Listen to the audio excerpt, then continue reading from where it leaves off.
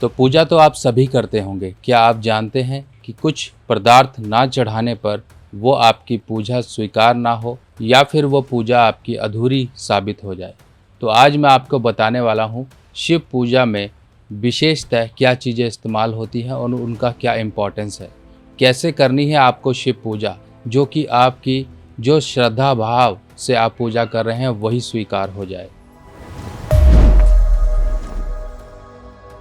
तो दोस्तों, आगे बढ़ने से पहले सबसे पहले जयकारा लगा दीजिए हर हर महादेव, क्योंकि सावन का ये इतना पावन समय चल रहा है। इस समय में आपके मन से सिर्फ हर हर महादेव और उनके साथ ही जुड़े रहने की प्रवृत्ति रहनी चाहिए। और किसी से मिलते हैं, किसी से बात करते हैं तो हर हर महादेव कर कर ही शुरुआत करें।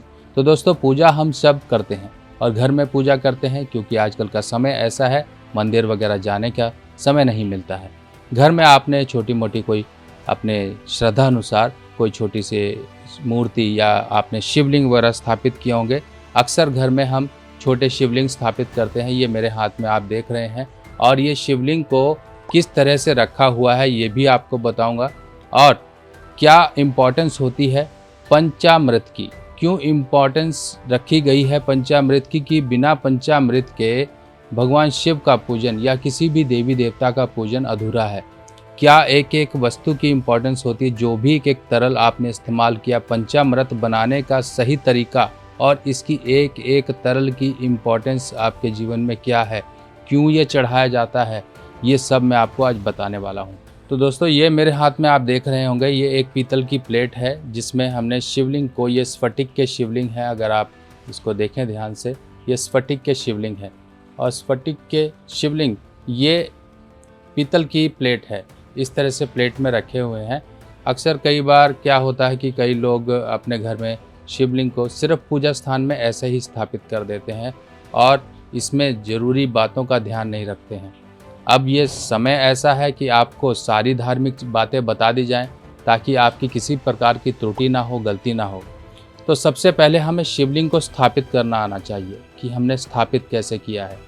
देखिए, शिवलिंग को स्थापित करने के लिए ये जो आप हिस्सा देख रहे हैं जहाँ से जल गिरता है, जिसे हम जलहरी भी बोलते हैं, जलधारी भी बोलते हैं, इस तरह से ये हिस्सा होना चाहिए उत्तर में, यानी कि नॉर्थ डायरेक्शन में। और जो पूजा आप करते हो वो भी आपका उसी तरफ मुख होगा। और इस तरह से आपको कोई तांबा, पीतल या कांसा या चांदी, इस तरह से आपको उसमें स्थापित करके रखना है। और कभी भी एक चीज़ का ध्यान रखिए, ये शिवलिंग का जो ऊपर का हिस्सा होता है जिसे हम शिवलिंग कहते हैं, इस हिस्से को कभी भी ऊपर से खाली मत रहने दीजिए। या तो यहाँ पर आप चावल रख दीजिए, या फिर आप यहाँ पर चंदन लगाकर चावल चिपका दीजिए, या फिर आप सफ़ेद फूल रख दीजिए, या फिर आप त्रिदल यानी कि जिसे हम बेलपत्री कहते हैं वो ज़रूर रखिए। यानी कि इस हिस्से को बिल्कुल भी खाली मत रखिए, नहीं तो दोष आपको लगेगा, क्योंकि आपने शिवलिंग को किसी भी तरीके से आदर सत्कार नहीं दिया। सबसे पहला नियम तो ये है, शिवलिंग को कभी भी आप गंदे में स्पर्श मत करिए। माताएं, बहनें अगर मान लीजिए कहीं अशुद्ध हैं तो वो शिवलिंग को स्पर्श ना करें। बाकी शिवलिंग की पूजा कोई भी कर सकता है, पर अशुद्ध रूप में बिल्कुल भी पूजन ना करें। इस तरह का ध्यान रखना है। अब आगे बात आती है कि हम शिवलिंग का अभिषेक करते हैं। अभिषेक में अक्सर लोगों को आपने देखा होगा, कोई दूध से कर रहा है, कोई जल से कर रहा है। पर एक बात आपने सुनी होगी, आपके घर में पूजा पाठ होती होगी तो पंचामृत बनता होगा। कोई भी देवी देवता जब उनका पूजन होता है, जब उनका अभिषेक होता है, या आपको चरणामृत की तरह पंचामृत बनाया जाता है जो बाद में मिलता है, ये पंचामृत की इम्पोर्टेंस क्यों है, कैसे बनाया जाता है, क्या इसमें मुख्य बातों का ध्यान रखना होता है, ये आपको समझना बेहद ज़रूरी है। तो पंचामृत में 5 चीज़ें, यानी कि पंच अमृत, 5 चीज़ों को मिलाकर जो अमृत तैयार हुआ वो पंचामृत कहलाता है। अब इसमें दूध, दही, शक्कर और घी और शहद, ये 5 चीज़ें इसमें डलती हैं, पर इनकी मात्रा बहुत समझना ज़रूरी है। अगर इनकी मात्रा आपने गड़बड़ कर दी तो ये पंचामृत उस तरह का नहीं रहेगा जिस तरह का पूजा के योग्य होता है। अक्सर घर में पूजा पाठ होती है, अच्छा 2 चम्मच ये डाल दो, 1 चम्मच ये डाल दो, इस तरह से ऐसे करके बना दो। नहीं, हर एक चीज़ की विधि होती है और वही विधि समझिए। अगर आप दूध ले रहे हैं, सबसे पहले आपको दूध लेना है, और दूध भी गाय का दूध लीजिए। देखिए, नहीं मिल रहा है वो बात अलग है, पहले तो कोशिश यह करिए कि आपके घर सिंपल सी एक बात समझ लीजिए, आपके घर कोई बहुत बड़ा मंत्री, कोई बहुत बड़े साधु महात्मा आ रहे हैं, तो उनके स्वागत में आप क्या करोगे? उनके लिए जो आपका बन पड़ेगा वो करोगे। ये नहीं आप कहोगे कि हमें दूध नहीं मिला, हम तो ये जो पैकेट का दूध आता है यही इस्तेमाल कर रहे हैं, या पाउडर का दूध था इसी को हमने दूध बना दिया। ऐसे मत करिए। थोड़ा सा सामर्थ्य आपको लेना पड़ेगा, ये करिए, थोड़ा सा कष्ट उठाइए। देखिए, जितनी आप कष्ट उठाएंगे उतनी आपकी श्रद्धा प्रबल होती जाएगी। सबसे पहला नियम, आपने लेना है 4 चम्मच दूध। अब दूध लेने के लिए हम गलती यहाँ पर कर बैठते हैं कि घर में चलो स्टील की कटोरी है वो उठा लो, नहीं तो कोई भी कटोरी या कोई भी बर्तन गिलास है वो ले लीजिए। अब ये देखिए मेरे हाथ में ये ग्लास है, ये चांदी का ग्लास है। अब चांदी का ग्लास हमने इस्तेमाल करना है। नहीं है तो आप पीतल इस्तेमाल कर लीजिए, ठीक है। पर थोड़ा सा श्रद्धा, इन चीज़ों को शुभ चीज़ों से जोड़ने की कोशिश करिए, देखिए आपको कितने अच्छे रिजल्ट मिलेंगे।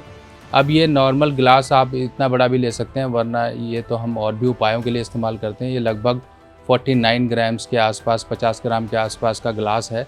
आप अफोर्ड कर सकते हैं, इतना तो रखिए, क्योंकि ये काम आती हैं चीज़ें पूजा पाठ में भी और घर के उपायों में भी रखिए। सोना चांदी खरीदना कोई बुरी चीज़ नहीं है, ये आपकी इन्वेस्टमेंट है। जितना आपसे दम पड़ता है ले लीजिए। अब इसमें आपने डालना है 4 चम्मच दूध। अब 4 चम्मच दूध डाल लीजिए, वो गाय का दूध होगा। अब आपने 4 चम्मच दूध, अब 4 चम्मच का आधा क्या होगा?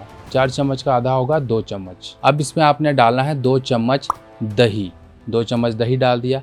अब इसमें आपने डालनी है शक्कर।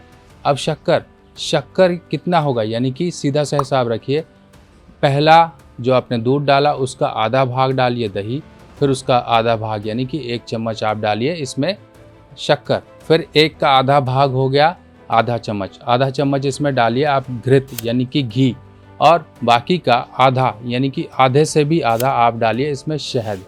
तो आप देख लीजिए कितनी क्वांटिटी कैसे हिसाब से आधी आधी और कम कम होती गई।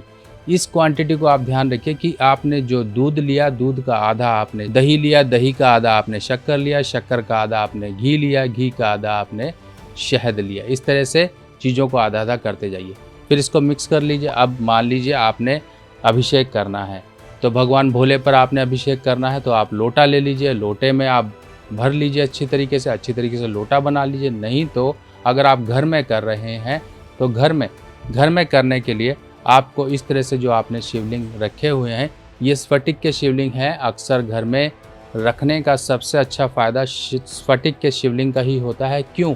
क्योंकि सुख समृद्धि, हर चीज़ों को, परिवार में बढ़ोतरी, इन सब को अगर हम देखें तो शुक्र से देखी जाती हैं, और शुक्र का सही होना, शुक्र को मजबूत करना बहुत ज़रूरी है। तो इसके लिए स्फटिक के शिवलिंग ही सबसे बेस्ट हैं। पर एक चीज़ का ध्यान रखिए, आप मार्केट से लेने जाएंगे तो ये मत देखिएगा कि ये साफ़ सुथरा हो, अंदर कोई निशान ना हो। ओरिजिनल चीज़ में थोड़े बहुत निशान होते हैं, और स्फटिक है तो उसका वज़न भी आप देख लीजिएगा, वज़न और उसकी सर्टिफिकेशन देख लीजिएगा, और इसकी साइज़ देख लीजिए। अंगूठे तक का आप शिवलिंग रख सकते हो, पर ये अंगूठे से छोटा है, यानी कि अंगूठे से छोटा जो भी शिवलिंग हो वो आप रख सकते हैं। इस तरह से आपने अपने घर में शिवलिंग स्थापित किए हैं, इनको आप पंचामृत से अभिषेक करवाइए। अभिषेक करवाना बहुत ज़रूरी है, बिना अभिषेक के वो पूजा अधूरी होगी।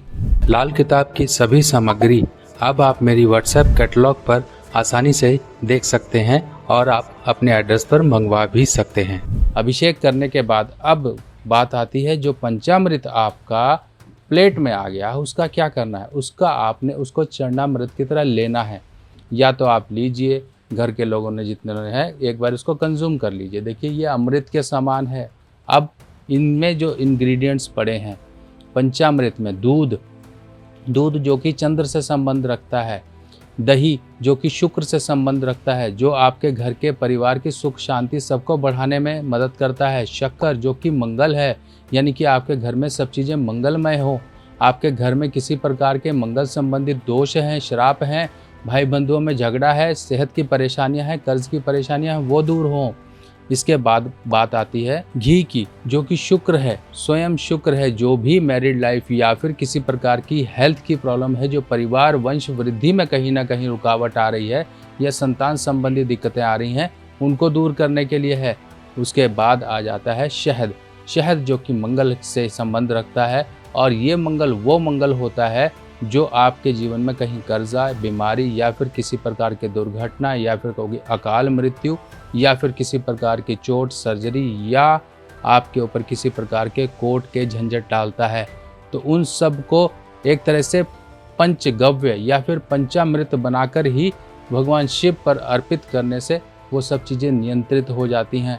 भगवान शिव पर बहुत सी चीज़ें चढ़ती हैं, पर पंचामृत के बिना एक तरह से पूजा अधूरी है। आप पंचामृत जरूर चढ़ाएं और जितना शुद्ध और जितने अच्छे बर्तनों का आप इस्तेमाल करेंगे उतना बढ़िया है। बाकी जल चढ़ाने के लिए आप पीतल का लोटा इस्तेमाल कर सकते हो, तांबे का कर सकते हो, चांदी का कर सकते हो। जो लोग स्टील का करते हैं वो ना करें। स्टील का करना चाहते हैं तो शनिवार के दिन करें, सरसों का तेल भर के उससे आप अभिषेक करें, तो देखिए कितने अच्छे रोग, ऋण, शत्रु सब चीज़ों से राहत मिलेगी। तो दोस्तों अब ये बात आप समझ चुके हो कि किस तरह से शिवलिंग को स्थापित करना है। तो दोस्तों चलते चलते फिर दोबारा आपसे कहूँगा, हर हर महादेव। बने रहिए और वीडियोस के लेकर जानकारी मैं फिर हाजिर होऊंगा। तब तक के लिए आज्ञा दीजिए। नमस्कार।